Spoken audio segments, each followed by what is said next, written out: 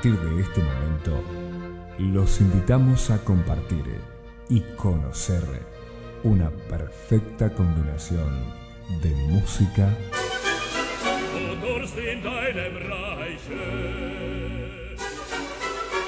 letras,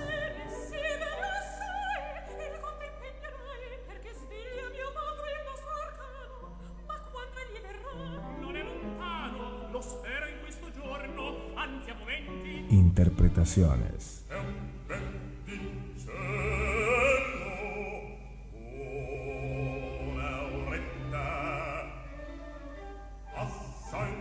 Sonidos que viajan por el aire. Operaire. La excelencia de un estilo.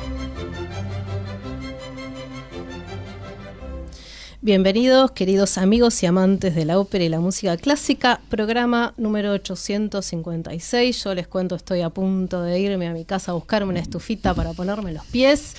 Esto es maravilloso, espero que les sea leve a todos ustedes. Hoy me acompañan, tengo un invitado de lujo y una colaboradora excepcional, así que primero la voy a presentar a la señora Graciela Morgenstern. Muchas gracias por venir. Por favor, gracias a vos. No, por favor, te debía esta invitación hace muchísimo, que vino obviamente como para que entre las dos lo cerquemos y le saquemos bien el jugo a nuestro invitado de hoy, Santi Martínez. Buenas, ¿cómo les va? Gracias por la invitación, de verdad, es un gustazo. No, gracias por venir, se viene desde lejos, después de haber estado ayer en el pregeneral de Billy Budd, así que fue como... El general. No, se sintió como un general, por favor, antes que comentes algo. Mañana estrena. Mañana estrenan. Sí. Y estás en todas las funciones. Sí. Esta vez me toca estar en todas las funciones, lo cual es una suerte y es una responsabilidad. Son las dos cosas. Pero siempre es lindo, como también es una posibilidad de ver trabajar a grandísimos artistas que hay en esta producción, porque la verdad que hay grandísimos artistas, y ver también no solamente cómo las decisiones que toman función a función. Y eso es interesante. Eso a mí me parece interesantísimo. Es una de las cosas que uno más aprende.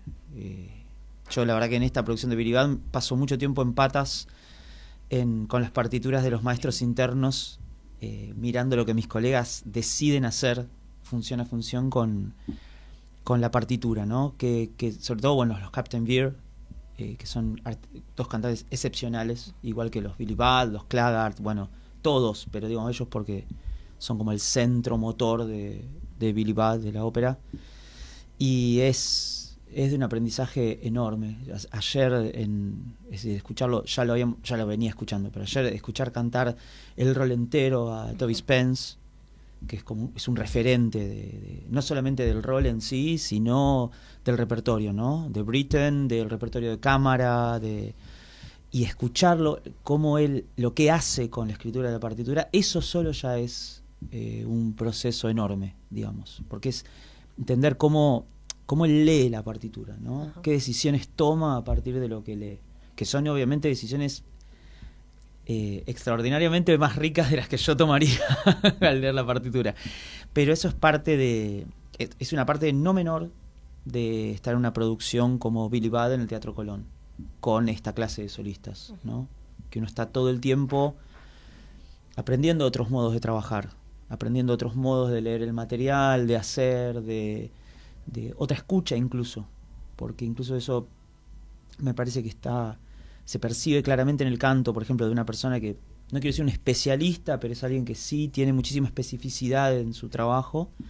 Estoy hablando de Spence, de cómo él toma decisiones técnicas en términos de canto, sobre una escritura que uno por ahí con otra tradición de canto muy distinta a la tradición inglesa y de cómo los ingleses piensan, por ejemplo, la música de cámara y obviamente a Britten, es muy distinto la idea del canto que hay que la idea que podemos tener nosotros. Okay. Creo que eso se escucha automáticamente, se escucha en la dicción, se escucha en la afinación incluso, y se escucha en la cantidad de pequeños detalles que surgen de ese canto. No significa que el otro canto esté mal, no, para nada, digamos. Pero sí uno entiende una especie de idea de tradiciones nacionales, si se quiere, de canto. Que bueno, no es un dato menor. Y de hilar fino. Pero lo que pasa también es que él tiene cuantos Billy Bats encima, y para vos es el primero, por eso, porque es un estreno para nosotros. De hecho, el otro día Gustavo Otero me escribió para mostrarme un programa donde hace, creo que 10 años, 10, 15 años, no me acuerdo ahora, Toby Spence cantaba el Novice, el rol que estoy cantando yo. Y sí, digamos, no solamente tiene muchísimos Captain Beard, sino que para ellos Britten forma parte de una tradición, incluso de formación, no quiero decir escolar, pero sí de conservatorio, incluso ellos estudian estos roles en su formación como cantantes. Desde el punto de vista literario también, porque la obra es de Neville, que es un escritor naturalista. El naturalismo en literatura es como el verismo en la ópera. Sí. Que sigue al movimiento del romanticismo y está entre el romanticismo y después se desarrolla como una contrapartida en el impresionismo, pero el impresionismo, estoy hablando de literatura, ¿no? Sí. En este momento. Pero también es como que lo llevan adentro porque lo ven de chicos eso. Sí, yo creo que ahí también hay bueno, a mí esto es pura casualidad, digamos, no por ser autorreferencial, pero quiero decir, a mí Melville es un autor que me atrae muchísimo. Yo originalmente mi formación es de profesor de historia, digamos. Antes de ser cantante era profesor de historia. Y Melville es un autor interesantísimo, sobre todo porque en los últimos años, entre los 2000 y la fecha actual, hay muchísima producción de historiadores que trabajan el mundo atlántico, sobre todo del siglo XVII, XVIII, XIX, como un mundo para tratar de explicar movimientos revolucionarios, motines, y cómo pasaban por esos lugares ideas de la plebe. Hay un libro muy famoso que se llama La Hidra de la Revolución, que trabaja sobre esto. Y cuando uno lee Melville, uno básicamente está leyendo eso mismo, ¿no? Sí. La mezcla de sectores plebeyos que hay adentro de los barcos, la mezcla de culturas, tanto culturas letradas como no, un mundo, de la navegación, que es un mundo con reglas muy particulares. Eso está increíblemente bien, tanto en Billy Budd, porque Melville conocía muy bien ese mundo. Sus obras siempre están en el mar. Absolutamente, sí, desde Taipi hasta, pasando por Moby Dick, hasta Billy Budd, que es el último la más famosa cuento. Es Moby Dick. Absolutamente. Y me parece que en ese sentido también me parece que tomar la decisión de hacer Billy Budd como que remite también a problemas, no porque, pero digo, remite a problemas de esos mediados del siglo XX, cuando se empieza un poco a deglutir qué pasó en la década del 40, digamos, qué pasó en la Segunda Guerra Mundial, qué pasa con el nazismo, qué pasa con esta idea que aparece, los rights of men, ¿no? La idea de los derechos humanos y todo, más, y eso traspasado por la vida propia de Britten, ¿no? Como pacifista, como militante, si se quiere, de un modo de pensar la guerra. Y me parece que ahí hay también un interés muy fuerte de la obra, digamos, el mundo disciplinario de los barcos, esta idea que creo que Lombardero ha trabajado también entre, en lenguaje de Agamben, ley y legitimidad, ley y justicia, no ley y moral.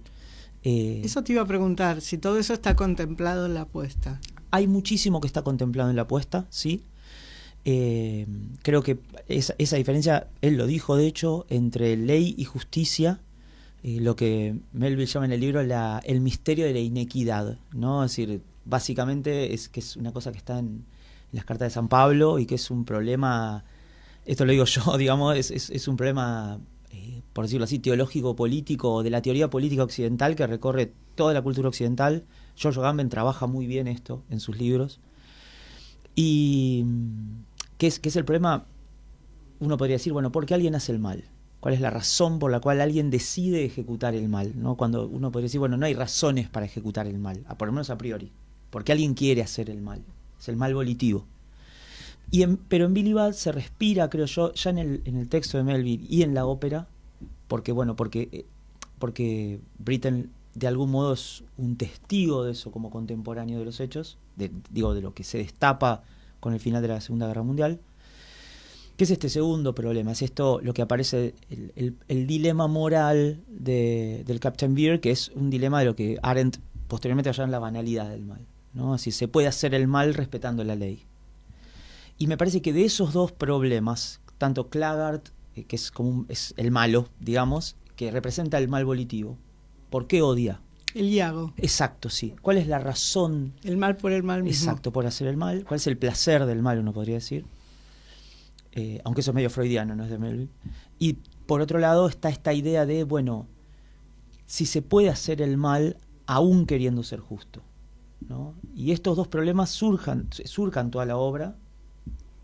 Se da en un universo absolutamente, uno podría decir, concentracionario, como eran la disciplina de los barcos, no solo militares, sino también mercantes. Esto aparece fantásticamente bien en la apuesta de Marcelo, reforzado por...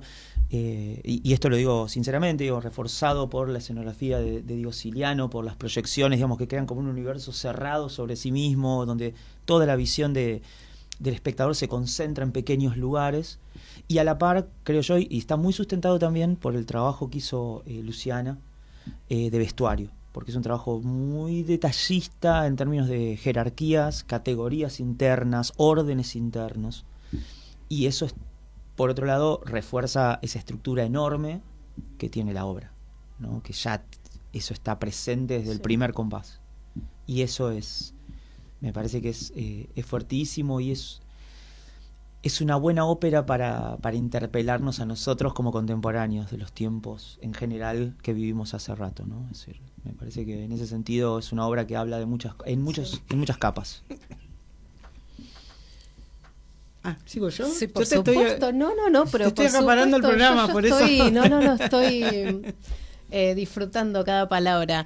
De todas maneras, no, te voy a respetar y por esta primera vez vamos a escuchar algo de lo que él me pasó. Bueno. Te voy a respetar. Vamos a escuchar el número 1, Leo. Esto es un Così fan tutte en 2022 en Montevideo. Cuando quieras, Leo.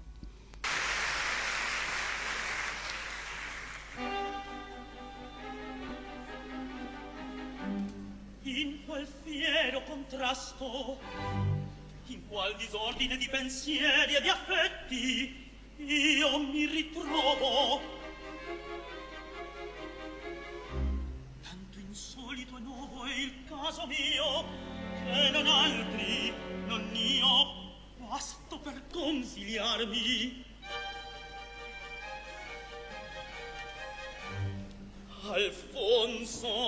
Alfonso, quanto rider vorrai della mia stupidezza, ma mi vendicherò,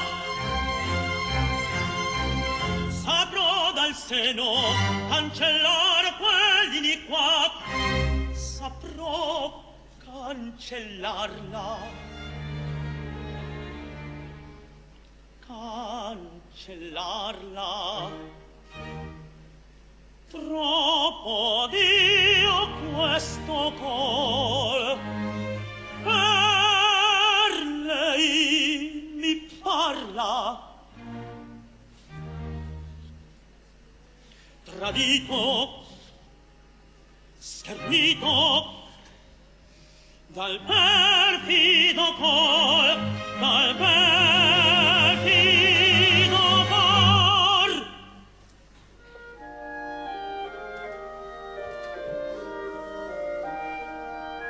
Io sento che ancora quest'alma l'adora, io sento per essa le voci d'amor.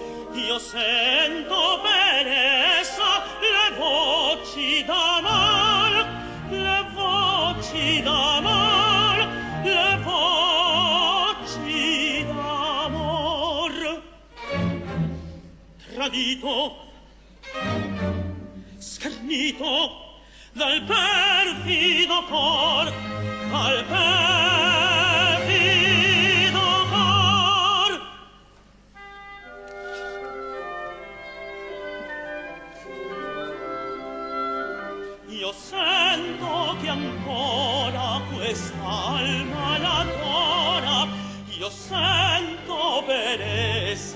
le voci d'amor, io sento per essa le voci d'amor, le voci d'amor, d'amor, le voci d'amor, le voci d'amor.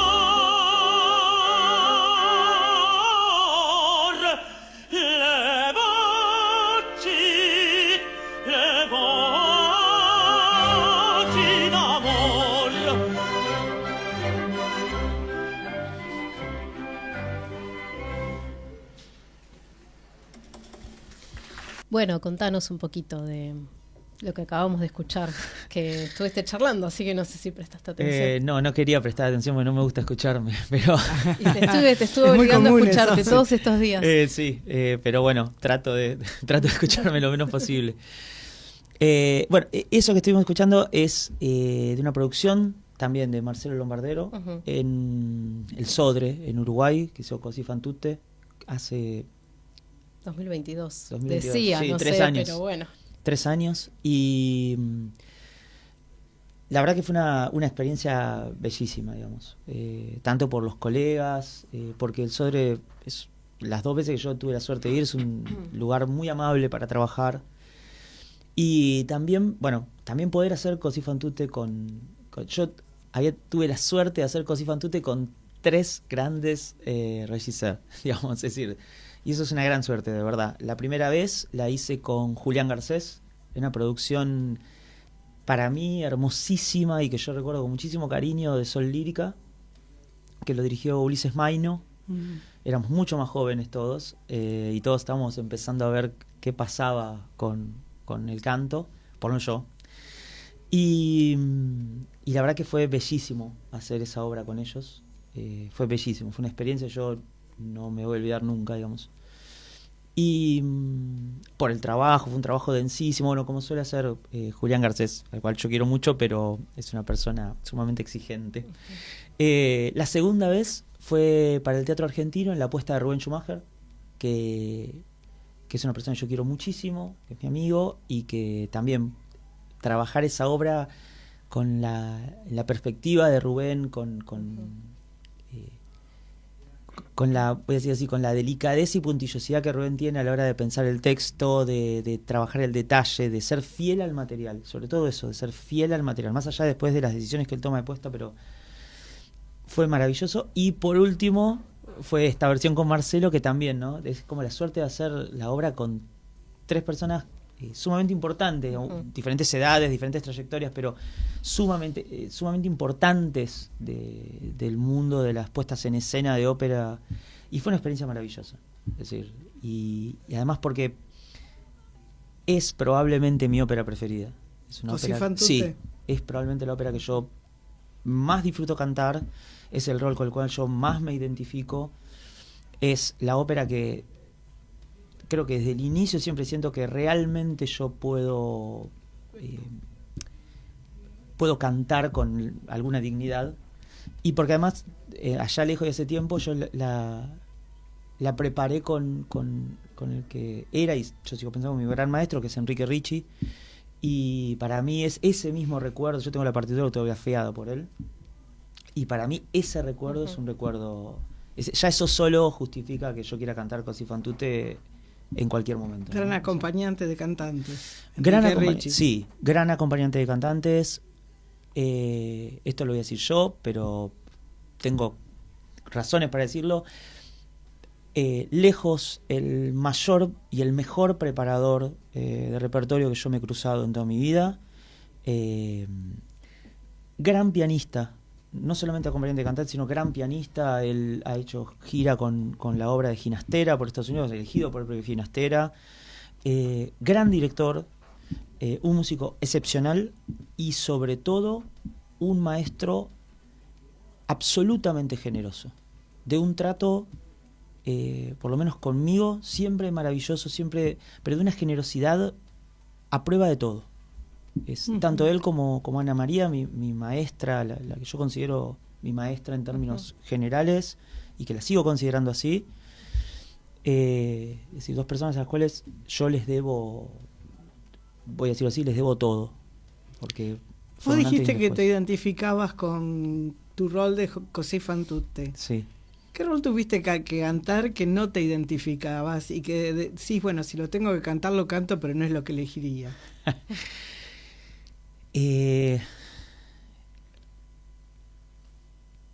A ver, lo voy a decir así. A mí me pasa una cosa que es que yo trato de hacer un trabajo bastante serio para entrar en el rol. Porque si yo no entro en el rol, mis neurosis con respecto a lo que yo siento como fallas de mi canto no me permiten estar mucho arriba del escenario. Empiezo a pensar más en lo que estoy haciendo mal que en lo que en lo que verdaderamente tengo que hacer. Entonces mi respuesta ante ese problema es tratar de pensar como nota a nota en lo que tengo que hacer técnicamente y a la par pensar en el rol. Es decir, tratar de estar en algún lugar. Sí. ¿Qué roles por ahí? La pregunta es, sí, es complicada la pregunta. A ver, no porque vos tengas la grabación, pero Ella me dijo que te acorralara. sí, no. Yo trato. Yo Está creo que bien, él a dijo mí- que igual con la edad la neurosis estaba más tranquila Sí. y qué sé yo, así que vamos a Está hacerlo bien. tranquilar no, ahora. no, lo sé, sí. Hay roles que a mí me cuestan muchísimo, que son los roles que en general tienen alguna clase de carácter. Por ejemplo, la única vez que canté, fue hace mucho y habría que ver qué pasa si lo retomo, pero la única vez que canté un Arlequín de Pagliacci, realmente lo sufrí. ¿Por qué? Porque tiene toda una parte de esa escritura verista, hay una pelea y no sé qué, que yo no tengo... Es decir, es muy difícil de hacer. Hay gente muy experta en hacerlo. Yo no lo sé hacer bien. Digo, cómo Sí. uno canta esas cosas. Sí, sí. Y la verdad que lo sufría, porque después tenía que salir cantando la serenata y yo sentía que me había desgarrado la garganta en tres Antes, compases sí. anteriores. Y hay gente que sabe muy bien hacer eso. Está bien, fue hace mucho tiempo y yo tenía otra experiencia, pero es un rol que yo sería como muy prudente si tuviese que retomar. Y también hay algo del verismo con el cual yo no me siento del todo cómodo. No significa que no lo disfrute escuchar, pero yo Vocalmente. vocalmente, y hay algo como de la estética del verismo Ajá. que a mí no lo siento como orgánico No es lo tuyo. sí, siento que no es lo mío, por lo menos no ahora, o que tendría que ser un gran proceso de aprendizaje. Creo que en líneas generales me pasa eso, ¿no? Hay ciertos roles que un poco los tengo que enfocar desde un lado que me cuesta muchísimo más. Y que hay como algo que tampoco es un estilo que yo disfrute tanto escuchar.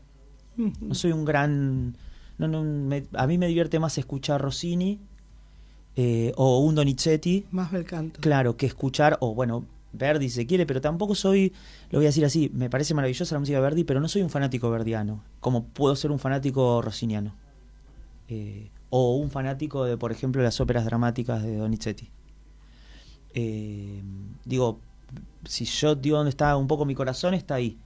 Y si tengo que decir lo que más disfruto cantar, tal vez es Mozart.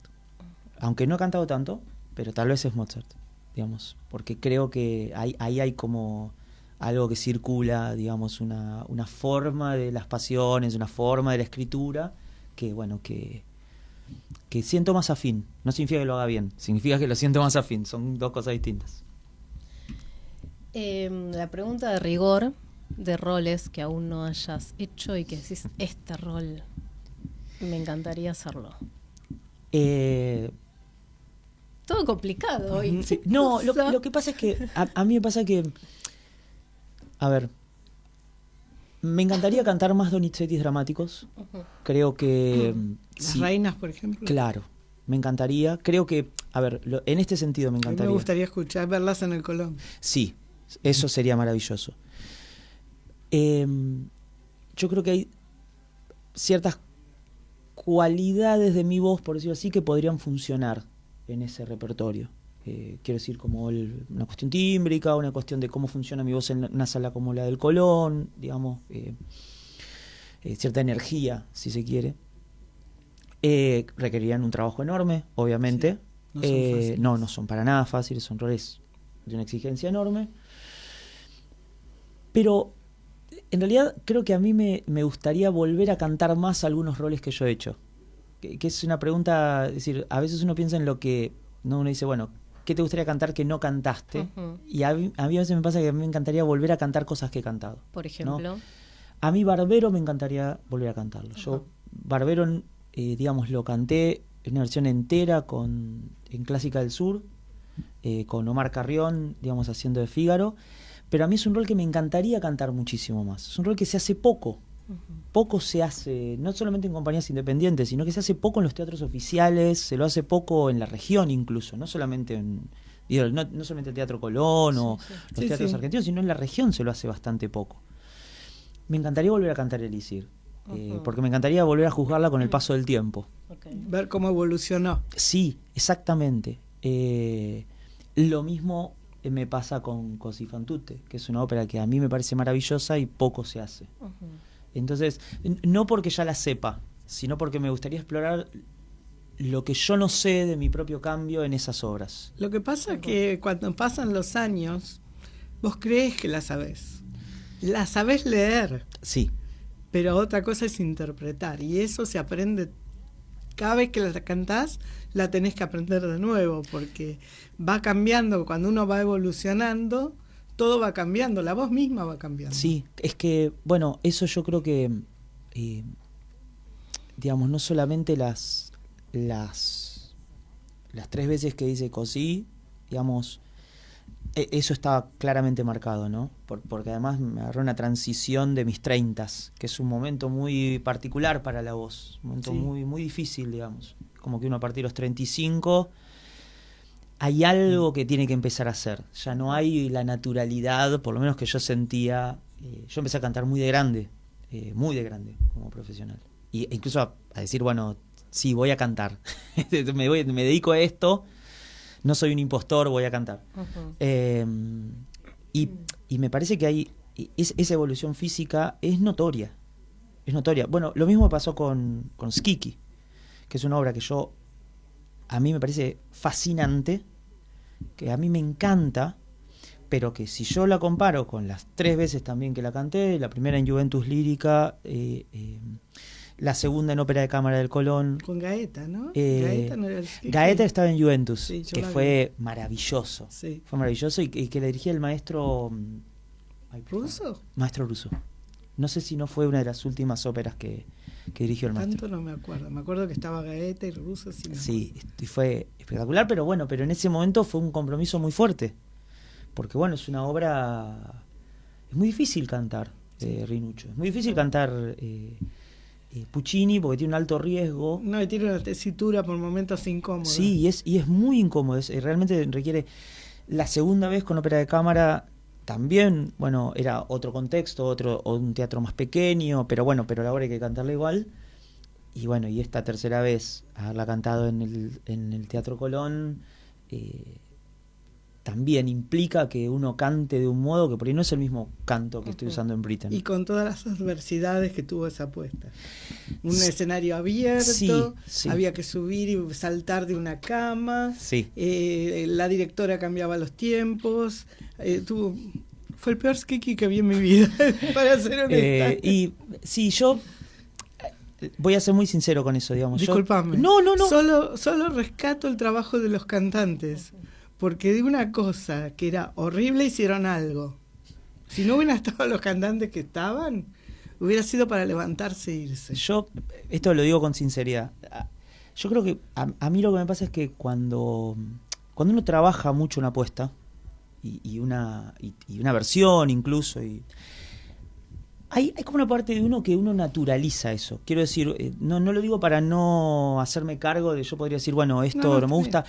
Sí es cierto que la apuesta creo que tenía un riesgo que era que la individualidad de los roles muchas veces para nosotros quedaba tapada por que todos éramos zombies, todos teníamos digamos, estábamos como bastante igualados. Yo tenía pelo largo, lo cual siempre me gusta y me levanta mi dignidad.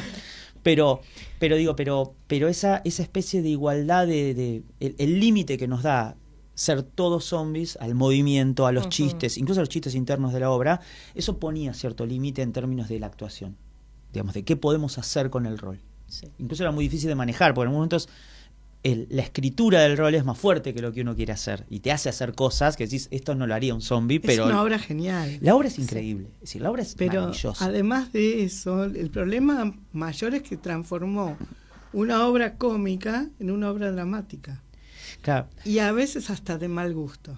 Yo ahí es donde me pasa lo siguiente, que es que como nosotros, cuando uno absorbe la lógica interna de la apuesta, empieza a encontrar, aunque sea interno en el grupo, chistes y le parece que lo que está haciendo es lógico, ¿no? Es como cuando uno canta. A veces uno cree que está cantando increíblemente bien y está cantando increíblemente mal.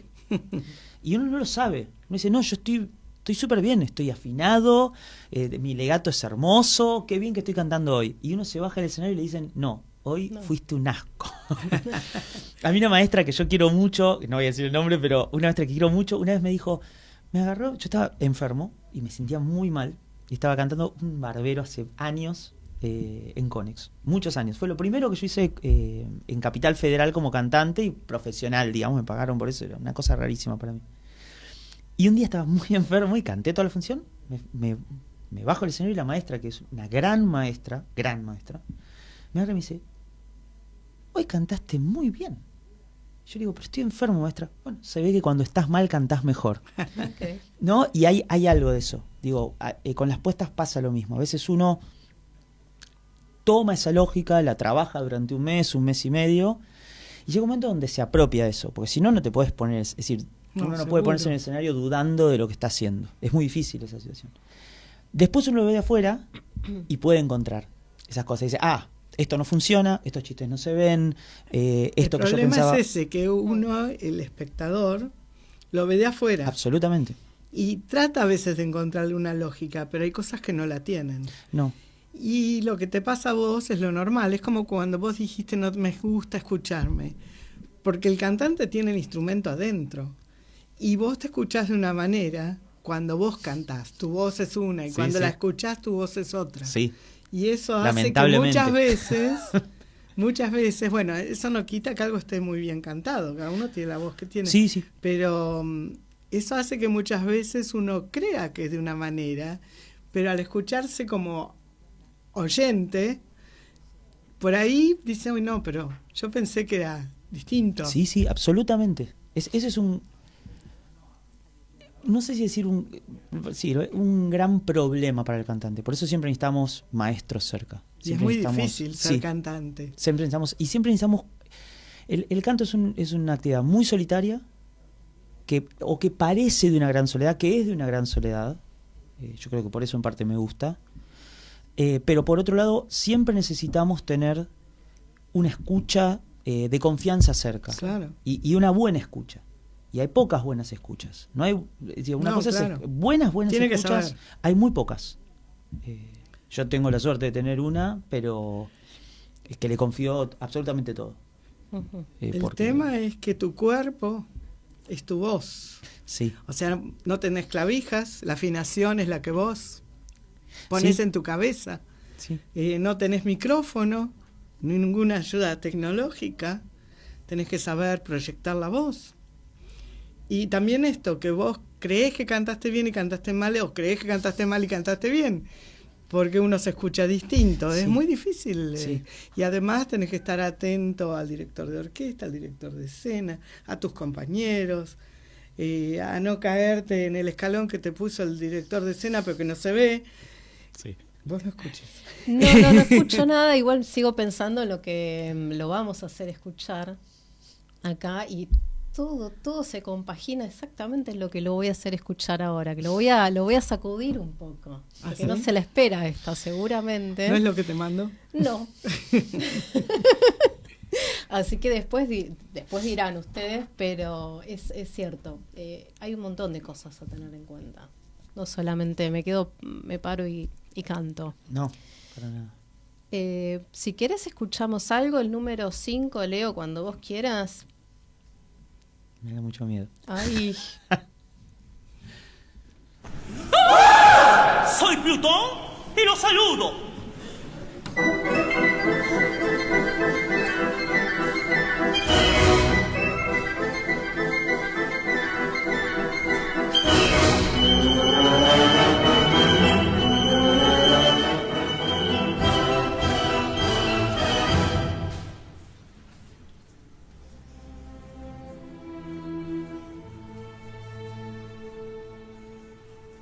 Como Júpiter me mira.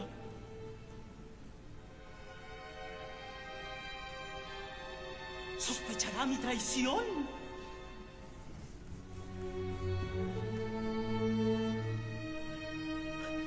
Probaré con la mentira.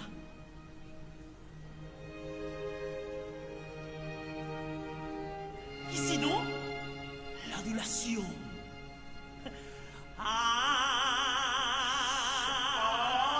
Français.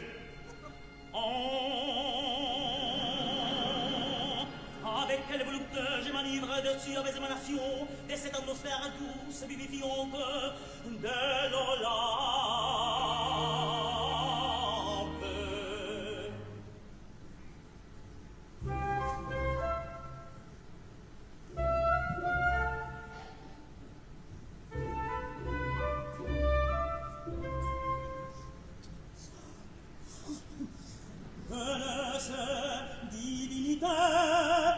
Qui font la présence de sous des cieux toujours bleus. Tandis que je suis condamné au sombre étroit que du royaume infernal.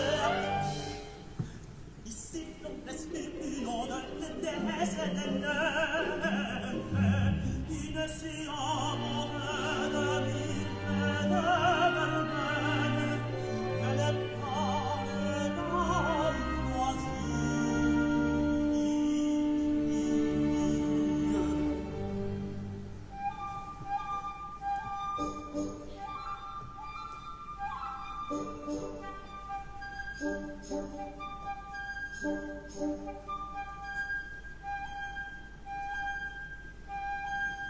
On entend le roulement de colonnes, des colonnes, les chansons d'Apollon, et la ligne de l'espace, la ligne de l'espace. Voici le lèvre, voici le muscle, les grâces, les grâces, les grâces ne sont pas loin, non, non, non, non, non, non, les grâces ne sont pas loin. Vous les verrez blanchir dans les ébondissements. S'éclate de la lune, de la lune, de la lune, de la lune, de la lune.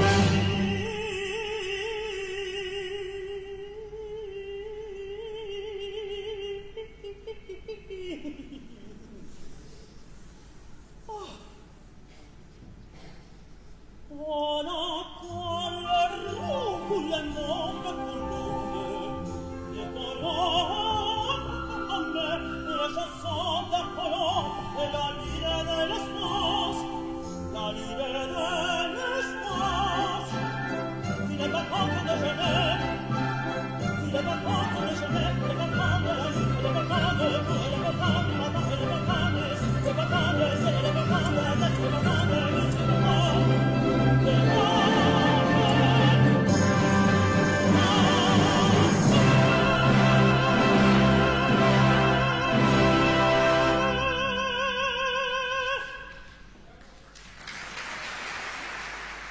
Operaire, gente que hace ópera hablando de ópera.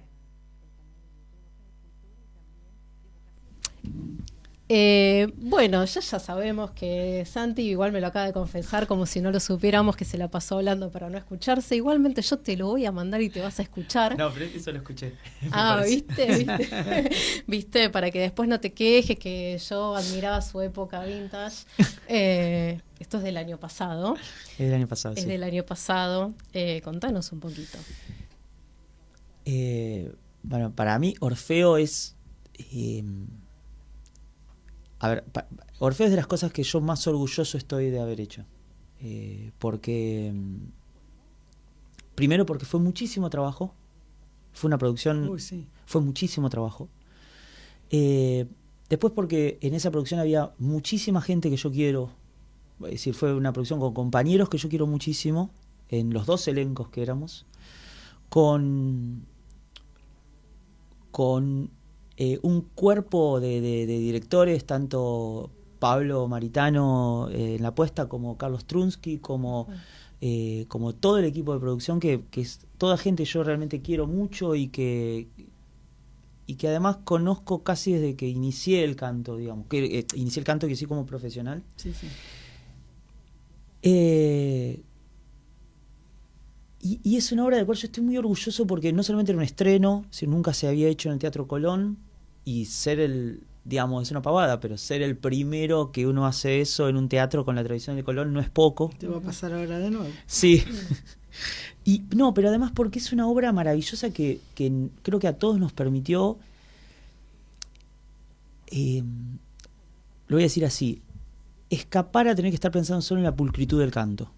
Es decir, había que actuar mientras se cantaba, o digamos, o el canto era un derivado de la actuación. De hecho, en el proceso, creo que lo más difícil para mí de esa obra es que yo había trabajado el canto de un modo, y durante todo ese mes y pico de trabajo con Pablo tuve que modificarlo precisamente porque no se condecía con lo que pasaba con el rol, ¿no? Es decir, no se condecía con la danza, no se condecía con Pablo probamos 6 modos de decir el texto. Okay. Y lo fuimos trabajando, y fue un proceso increíblemente frustrante, porque, claro, es decir, probar 6 significa que hay 6 que funcionan más o menos. Sí. Y eso a mí me da muchísimo orgullo, porque yo creo que a veces pienso que yo, más que un cantante, o no es que no soy un cantante, pero quiero decir, pero que yo gano cuando hay cuestiones de actuación y de interpretación, ¿no?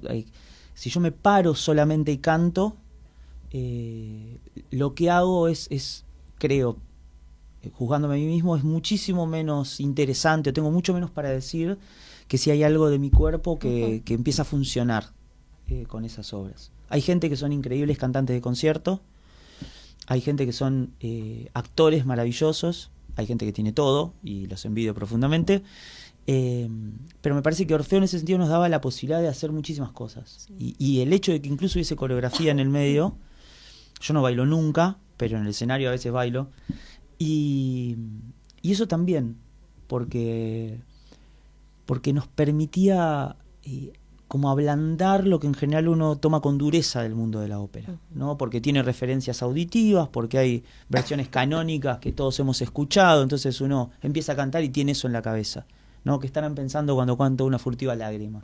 Y me van a estar comparando con quién, y me van a estar comparando con Pavarotti, con Luigi Alba, y ahí ya perdemos. Es decir, yo pierdo, otros podrán competir, yo pierdo.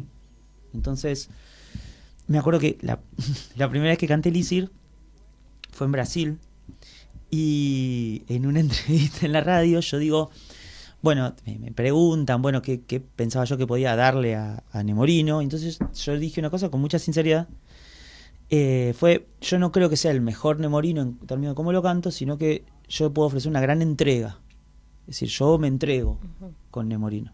Y un crítico después, que no le había gustado mucho lo que hice, puso que bueno, que yo había sido era cierto lo que yo había dicho, porque yo no lo cantaba bien, pero se notaba que me entregaba. Que yo creo que tenía razón el señor, pero digo, bueno, creo que como crítico una de las cosas que juzga es la entrega, porque es notorio. Sí. Una cosa es cantar notas y otra cosa es cantarlo con el alma, sí, además de las notas, que por supuesto tienen que estar bien. Sí. Pero sí, una de las cosas que uno juzga es eso, el compromiso con el personaje. Sí, bueno, es que a mí yo envidio a la gente que es increíblemente pulcra para cantar. Lo digo con mucha sinceridad, los envidio profundamente. Pero me pasa que, aun si los envidio, a veces me pasa que la gente que es muy pulcra nada más, a mí me aburre un poco a la hora de escucharlos. o puedo quedar estupefacto por decir, bueno, qué increíble el canto de esta persona. Pero por ahí no es alguien que a mí me atrae volver a escuchar, o que yo puedo volver a esas versiones muchas veces porque me conmueven o porque pasa algo.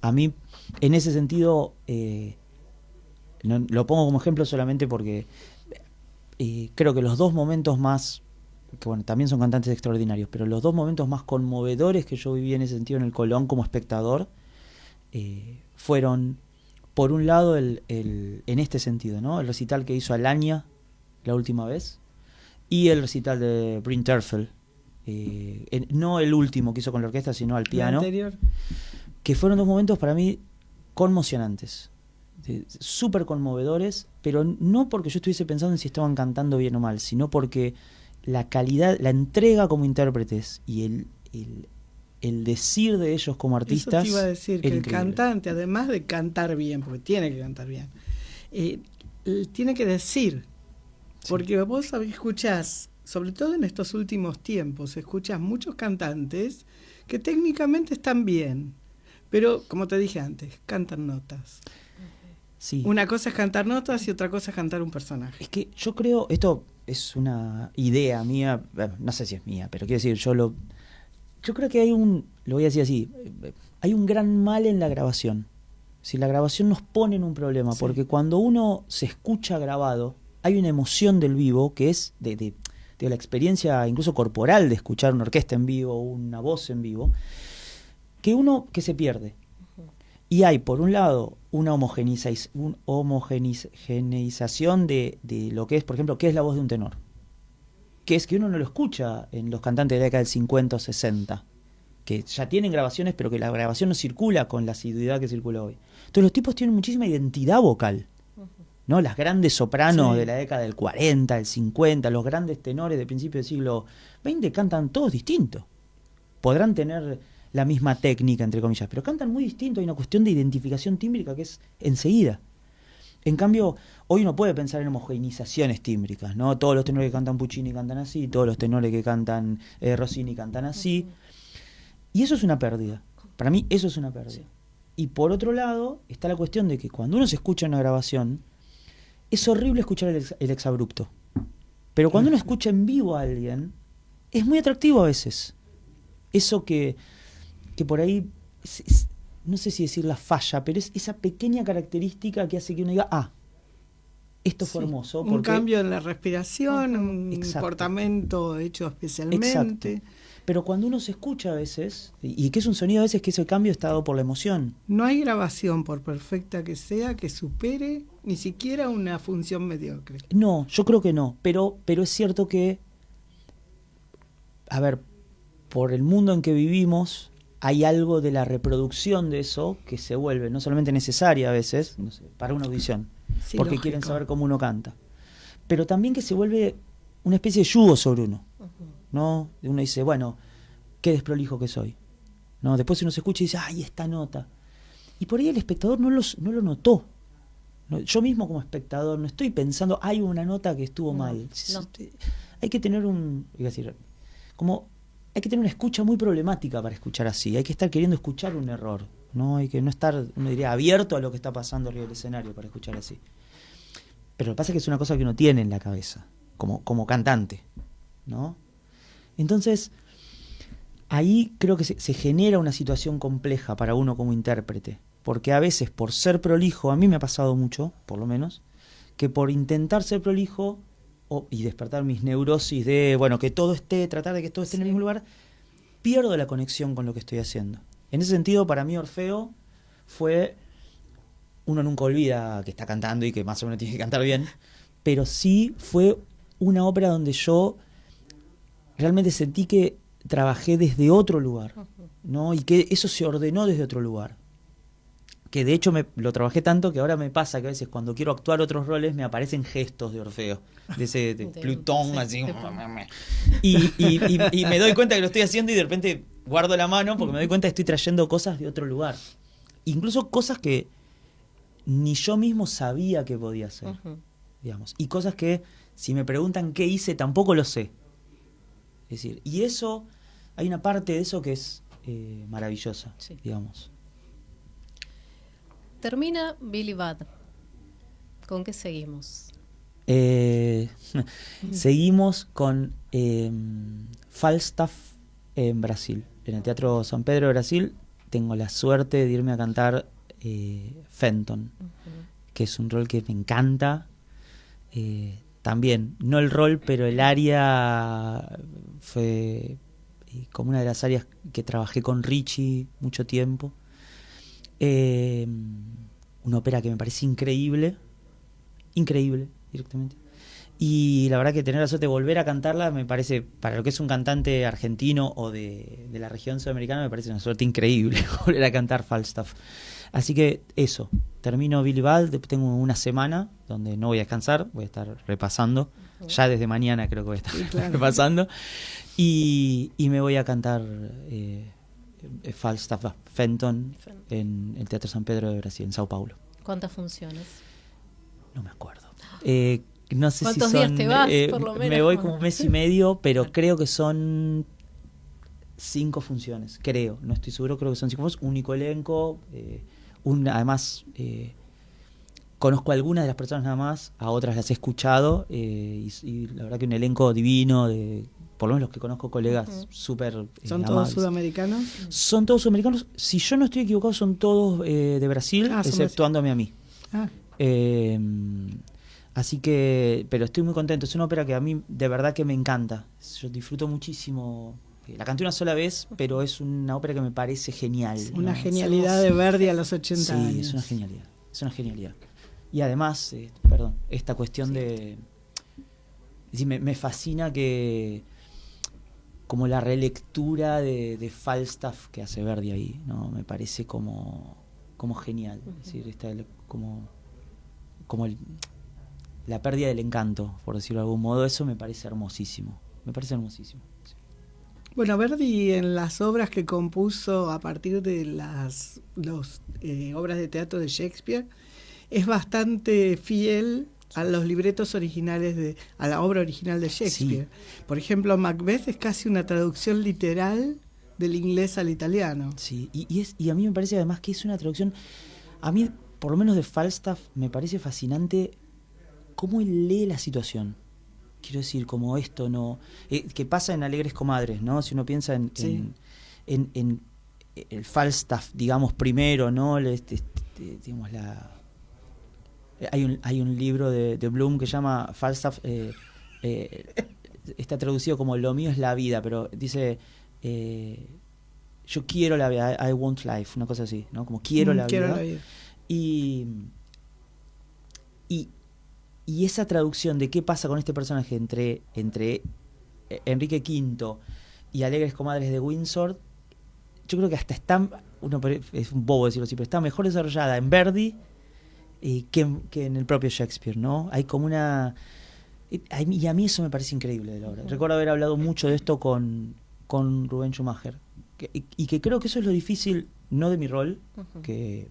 no me parece que sea tan difícil, no por mí, sino digo, no es un rol que requiera, sino de hacer Falstaff, porque se requiere un gran cantante que esté dispuesto a no ser un gran cantante, ¿no? Es decir, un gran cantante que esté dispuesto a correr el ego y a cantar desde un lugar donde es una persona que incluso uno puede decir desaparece en la propia obra, no es corrido de la centralidad, y eso requiere un artista descomunal. Entender eso. Sí. Pocos, yo no sé si podría hacer eso, digamos. Es lo que Falstaff no entiende, que era un caballero noble y ya no lo es más. Sí. Eso es justamente una de las debilidades humanas. Lo que hizo Shakespeare es inmortal porque siempre escribió sobre debilidades humanas que son atemporales. Sí, y es como, yo no quiero ponerme en... pero digo, es como si algo es el monólogo ese tan famoso del Jerez, ¿no? Quiero decir, hay algo de ese, lo voy a decir así, de ese calor del Jerez, de esa calentura del cerebro y del corazón, digamos, que está poco a poco yéndose en Alegres Comadres, y que en Verdi creo que aparece todavía más fuertemente, aparece más fuerte esa, que se está yendo, ¿no? Que está perdiendo eso, que ya no tiene la lucidez, la chispa, la perspicacia que tenía antes, ya no es el que mandan esas 4 mujeres que motorizan toda la obra. Y eso es impresionante. Eso es impresionante. Es decir, que Verdi haya tomado eso como tema es alucinante. Es decir, Bueno, nos queda un minuto. Un minuto. Es tuyo. 30 segundos. Porque son yo ya tuyos. hablé bastante. Un montón, pero me encantó. Para eso te invité, por supuesto, Graciela. 30 segundos para vos. 30 segundos para mí. Para hacer una pregunta. Lo que vos quieras decir o... Decime una cosa, tengo una gran curiosidad.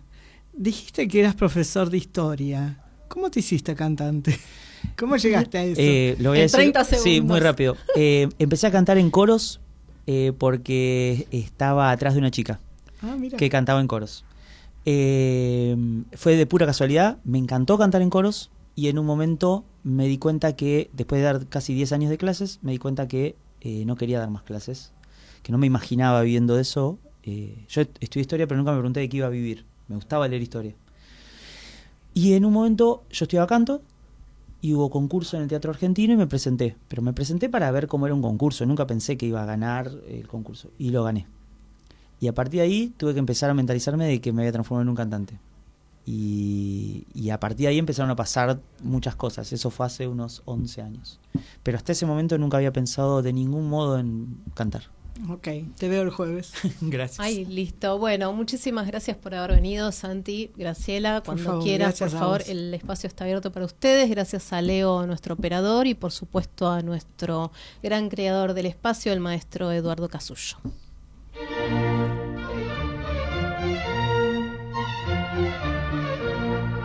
Hasta aquí tuvimos el agrado de compartir Operaire, la excelencia de un estilo.